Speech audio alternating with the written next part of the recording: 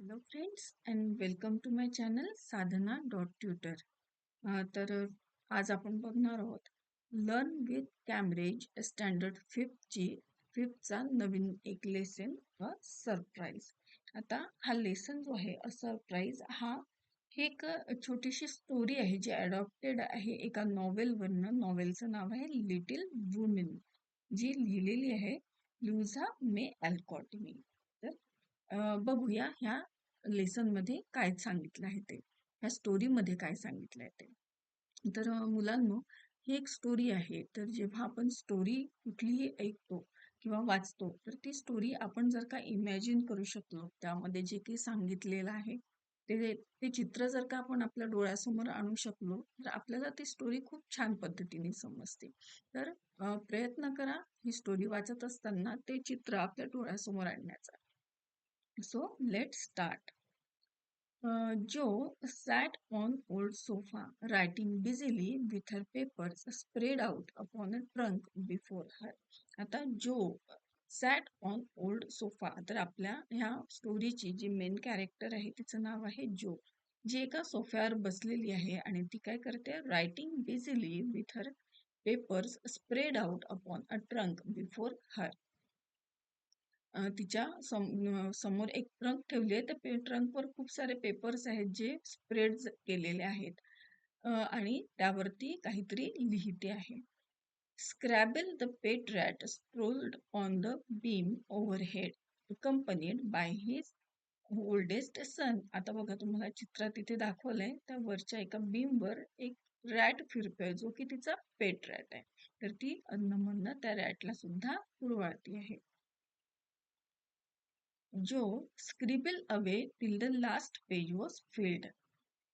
Then she signed her name with a flourish and threw down her pen, exclaiming, "Here I have done my best.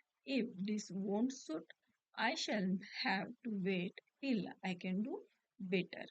So, जो काय करते की जो scribbled away till the last page. Scribbled away म्हणजे पाने पलटविणे, शेवटच्या पानापर्यंत ती पानं पलटवतीये घाईघाईने आणि नंतर त्यावर सगळ्याच्यावर सह्या करते आहे, सिग्नेचर करते आहे आणि नंतर पेन खाली ठेवून ती बोलती आहे स्वतःशीच की there I have done my best. आता मला जे सगळ्यात छान करता येत होतं ते मी आता केलेलं आहे.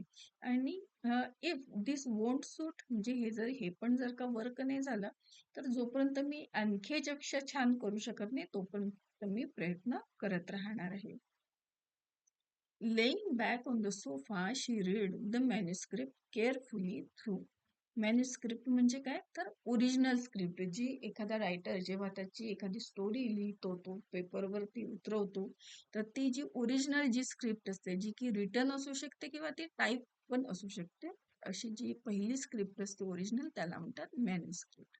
तर तिने जी काही स्टोरी लिहिली होती त्या मॅन्युस्क्रिप्टला ती केअरफुली एकदा पुन्हा वाचते, making dashes here and there, आणि त्यावरती वेगवेगळ्या खुणा करते, and putting in many exclamation points which look like little balloons. आता त्याच्यावरती खूप सारे एक्सक्लेमेशन पॉइंट्स बनवते जी कशी दिसत असतात, एका बलून्स सारखे दिसतात. Then she tied it up with a smart red ribbon and sat a minute looking at it with a wistful expression. आता ही जी की मॅन्युस्क्रिप्ट होती ती एका रेड रिबन मध्ये बांधली आणि त्या त्या स्क्रिप्ट कडे 1-2 मिनिटं ती बघत बसते with a wistful expression. Wistful म्हणजे काय, की विस्टफुल मीन्स जेंटल सॅडनेस और लॉंगिंग. ती थोडीशी उदास आहे, ती थोडीशी विचारात आहे किंवा ती काहीतरी होण्याची वाट बघते, तिची काहीतरी एक्सपेक्टेशन आहे त्याकडनं. Then Joe picked up another manuscript from her desk and putting both in her pocket. आता एक दुसरी अशी स्क्रिप्ट पण तिची तयार आहे जी स्क्रिप्ट ती तिच्या डेस्क मधनं काढते आणि तिच्या पॉकेटमध्ये ठेवते. Crept quietly डाऊनस्टेअर. क्रेप्ट म्हणजे हळूहळू दबक्या पावलांनी खाली पायऱ्यांवरनं खाली उतरून जाते. She put on her hat and jacket as noiselessly as possible. आता ती हळूहळू कुठेतरी जाते, म्हणजे तिच्या डोक्यात काहीतरी एक प्लॅनिंग आहे. तर ती बाहेर निघते आहे आणि जाताना ती काय घेते, तिचे हॅट आणि जॅकेट घेते and going to the back entry window got out upon the roof of a low porch, swung himself down to grassy bank, and took a roundabout way to the road. आता ती हळूच दबक्या पावलांनी त्या घराच्या बाहेर पडायचा प्रयत्न करते. ती कुठनं जाते? ती बॅक विंडोनं, घराच्या मागच्या बाजूनी असणाऱ्या एका विंडोच्या रूफ वरनं ती तिच्या ग्राउंड मध्ये उतरते.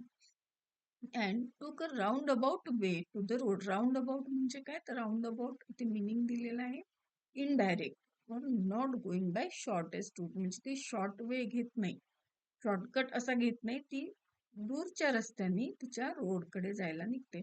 वन्स देअर म्हणजे जेव्हा ती तिथे पोहोचते, she composed herself hailed a passing omnibus. तिथे ती एक बस घेते. ओमनीबस म्हणजे काय? ही एक पब्लिक ट्रान्सपोर्टची जी बस असते त्याला ओमनीबस म्हणतात. ती एक बस घेते, त्या बसमध्ये बसते and rolled away to a town, आणि ती एका शहराकडे जायला निघते. Looking very merry and mysterious. आता ती कशी आहे? ती त्या बसमध्ये बसते, तिचं प्लॅनिंग थोडंफार सक्सेसफुल झालेलं आहे, ती घराच्या बाहेर पडलेली आहे कुणाला काही न कळवता, त्यामुळे ती आनंदी आहे.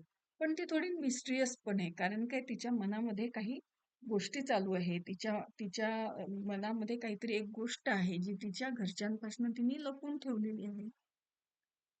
ऑन अलाइटिंग, अलाइटिंग म्हणजे descending from or getting off.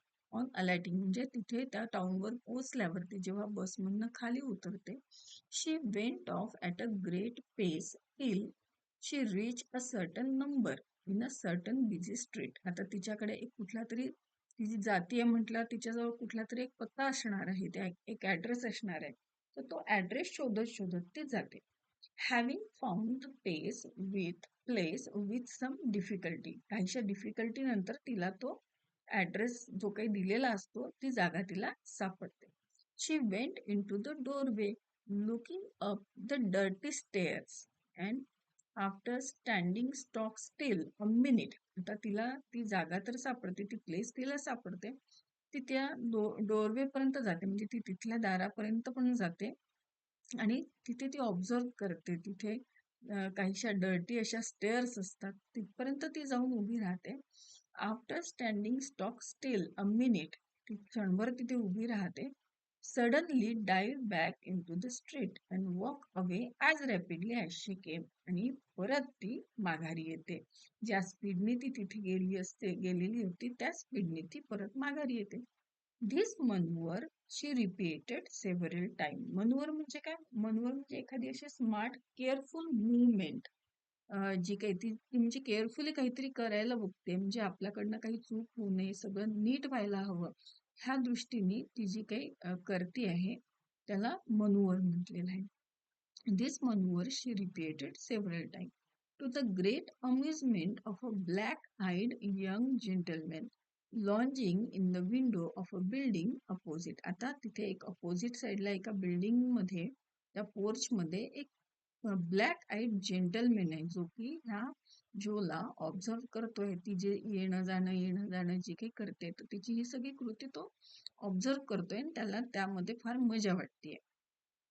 On returning for the third time जो गेव हरसेल्फ अ शेक, आणि जेव्हा ती थर्ड टाइम असंच जाणं येणं करत परत येते, तेव्हा ती जो मनाशी, स्वतःच्या मनाशी काहीतरी ठरवते आणि and walk up the stairs, आणि शेवटी त्या स्टेअर्स चढून ती वर जाते.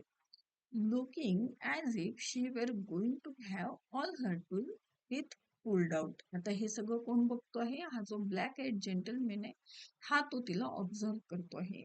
आणि जशी ती त्या स्टेअर्स चढून वर जाते, तेव्हा त्याला असं वाटतं की ही इतक्या टेन्शन मध्ये आहे, किंवा ही केअरफुली जे काही करते, तिची बॉडी लँग्वेज बघून तिला असं वाटतं की ही तिचे दात काढण्याकरता डेंटिस्ट कडे जाती आहे.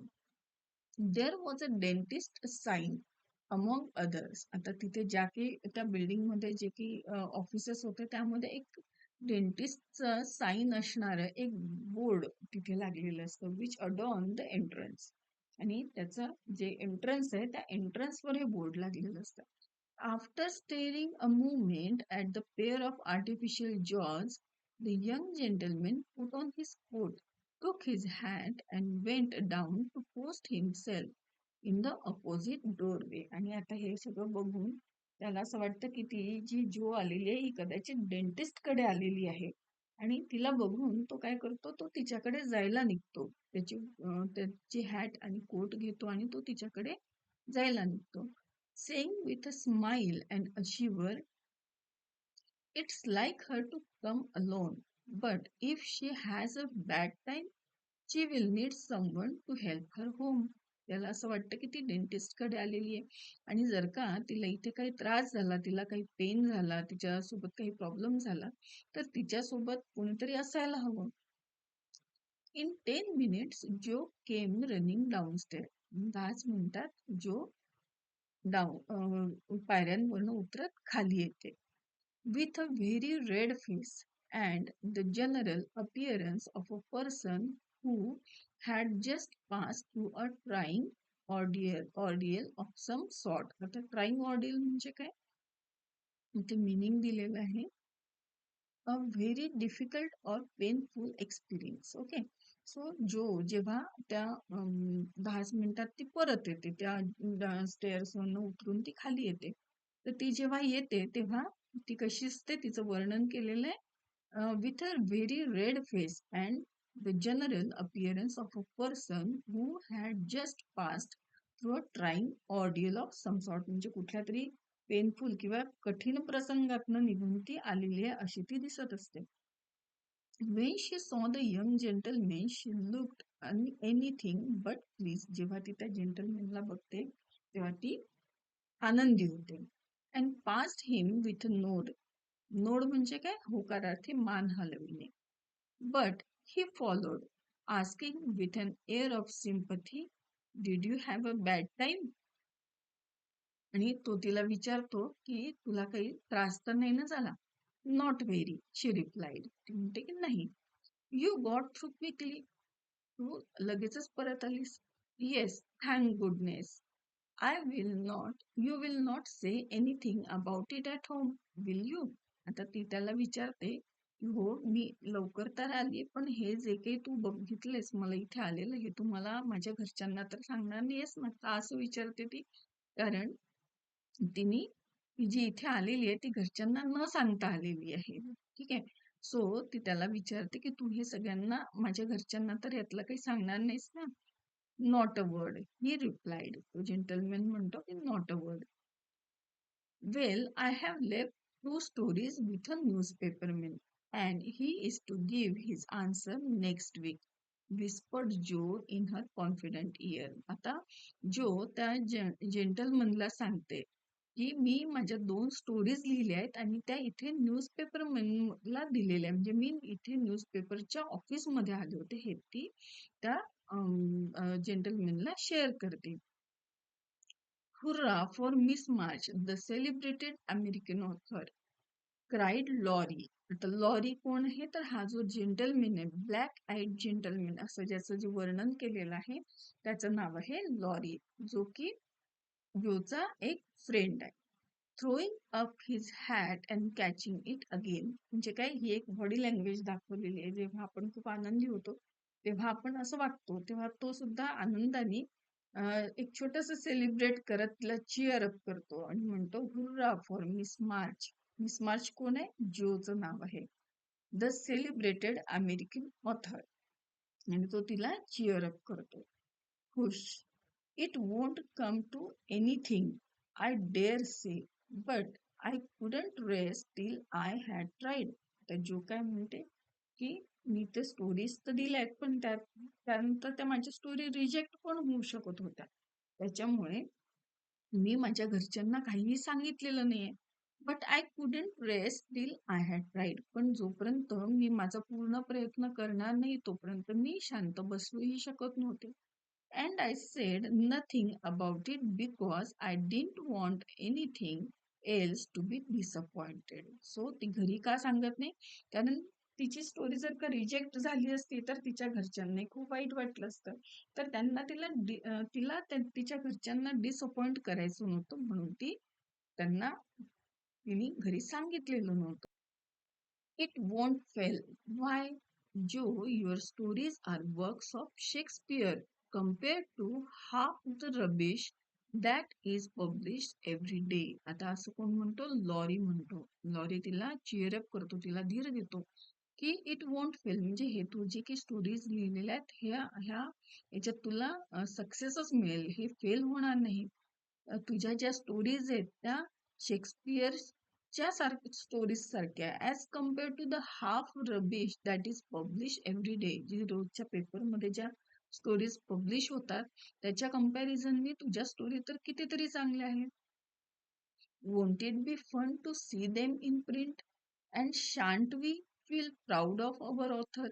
आता ह्या ज्या तुझ्या स्टोरीज तू लिहिलेल्या आहेत त्या पेपरमध्ये जेव्हा पब्लिश होऊन येतील तर ते आमच्यासाठी किती फन असेल, किती छान वाटेल आम्हाला, आणि त्याबद्दल आम्हाला तुझा किती प्राऊड वाटेल, किती गर्व वाटेल आम्हाला तुझ्याबद्दल.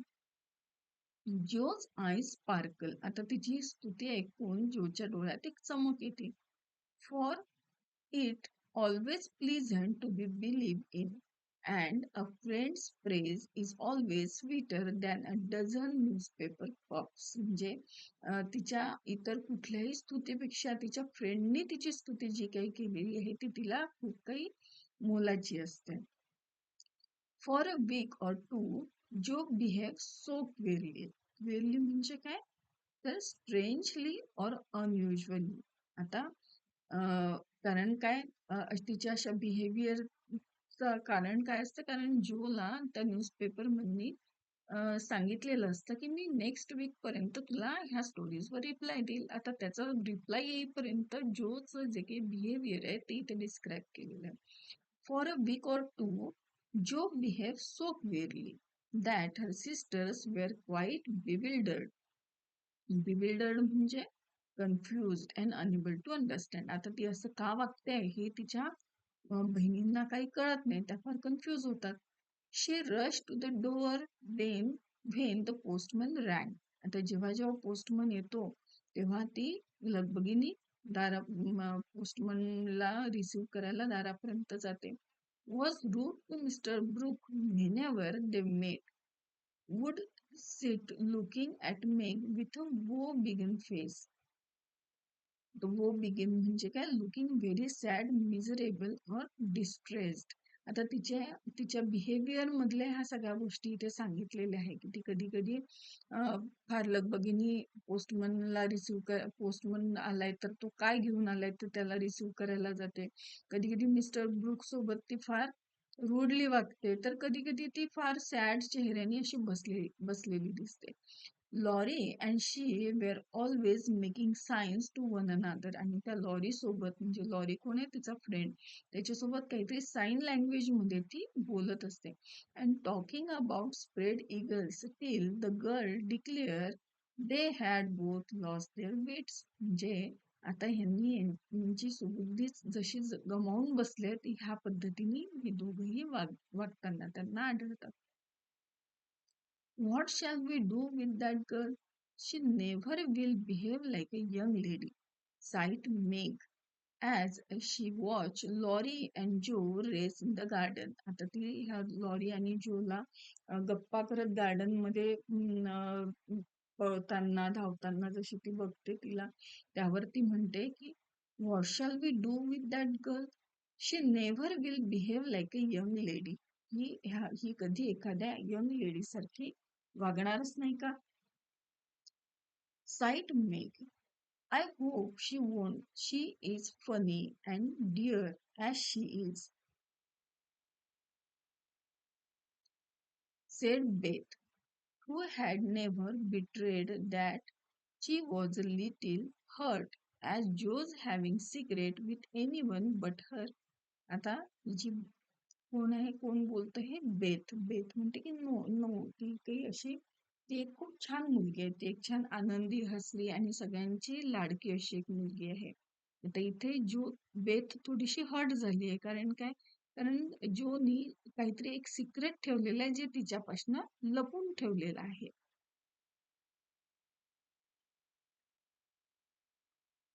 In a few minutes, Jo bounced in, laid down herself on the sofa, and affected to read. Have you anything interesting there? asked Meg with a condensation. आता थोड्या वेळाने काय होतं, जो येते आणि एका जंप करून ते एका सोफ्यामध्ये बसते. म्हणजे काय, ही एक बॉडी लँग्वेज दाखवली आहे. ती काहीतरी लगबगीने येते आणि काहीतरी वाचत बसते. आता हे सगळं कोण ऑब्झर्व करत असतं, तर मेघ हे सगळं ऑब्झर्व करते. आणि ती तिला विचारते, have you anything interesting there? Ask Meg with condensation. Nothing but a story. Won't amount to much, I guess. Return Jo. आता जो तिला उत्तर देते की नाही, काही नाही, पण एक स्टोरी आहे. Nothing amount to much. Carefully keeping the name of the paper out of site. आता त्या पेपरवर, त्या स्टोरीवर जे काही लिहिलेलं असतं, पेपरमध्ये त्या स्टोरी खाली तिचं नाव जे लिहिलेलं असतं ते लपवत ती तिला सांगते. You would better read it aloud. That will amuse us and keep you out of mischief, said Amy in her most grown-up tone. आता एमी सुद्धा कारण का अशा ग्रोन अप टोन मध्ये का बोलते, कारण ह्या सगळ्या तिच्या सिस्टर्स असतात जे तिचं बिहेवियर बघून जरा थोडा कन्फ्युज झालेले असतात की ही अशी का वागतीये. त्यामुळे आता ती तिला म्हणते की you would better read it allowed. तर तू जी काही स्टोरी वाचतीये तर ती कदाचित तू जरा मोठ्याने वाच, म्हणजे ती आम्हीही ऐकू आणि त्यामध्ये काही गंमत असेल तर ती आम्हालाही आवडेल. What's the name? asked Beth, wondering why Jo kept her face hidden behind the sheet. The rival painters. That sounds well. Read it, said Meg. आता तिच्या स्टोरीचं नाव काय म्हणून विचारते तर ती सांगते द रायवल पेंटर्स, हे स्टोरीचं नाव आहे. That sounds well. Read it, said Meg. With a loud hem and a long breath, Joe began to read very fast. The girls listened with interest. आता जो ही ती स्टोरी वाचायला लागते, मोठ्या आवाजात ती वाचायला सुरुवात करते. For the tale was romantic and somewhat pathetic. आता ती स्टोरी कशी असते, थोडीफार रोमॅन्टिक असते आणि थोडीफार पथेटिक पण असते. As most of the characters died in the end. आता ती पथेटिक का असते, पथेटिक म्हणजे थोडीशी सॅड अशी असते. As most of the character of the story died in the end. स्टोरीच्या शेवटी मोस्ट ऑफ द कॅरेक्टर हे मरतात, त्यामुळे ती थोडीशी पथेटिक पण त्यांना वाटते. I like that part about the splendid picture. Was Amy's approving remark. आता ती स्टोरी ऐकत असताना एमी तिचा रिमार्क देते की I like that part about the splendid picture. As Jo paused. Who wrote it? Asked Beth, who had caught a glimpse of Joe's face. आता जो ही story वाचत असताना बेथ तिला ऑब्झर्व करत असते आणि तिला विचारते की हू रोट इट, ही स्टोरी कुणी लिहिलेली आहे. The reader suddenly sat up, cast away the paper, displaying a flushed countenance, and with a funny mixture of solemnity and excitement, replied in a loud voice, Your sister.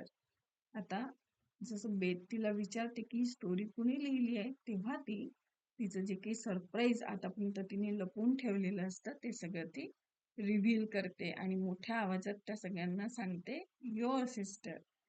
You cried Meg, dropping her work. It's very good, said Amy critically. आता सगळेजण तिच्या ह्या उत्तरावर surprise होतात, सगळ्यांना खूप आनंद होतात. ही story तू लिहिलेली आहे, किती छान स्टोरी आहे, it's very good. I knew it, I knew it. Oh my Joe, I am so proud. And Beth ran to hug her sister and exult over this splendid success. आता हे ऐकल्यानंतर सगळ्यांना खूप आनंद होतो आणि तिची जी बहीण आहे बेथ ती तिला हग करते, तिला मिठी मारायला जाते. Dear me, how delighted they all were to be sure.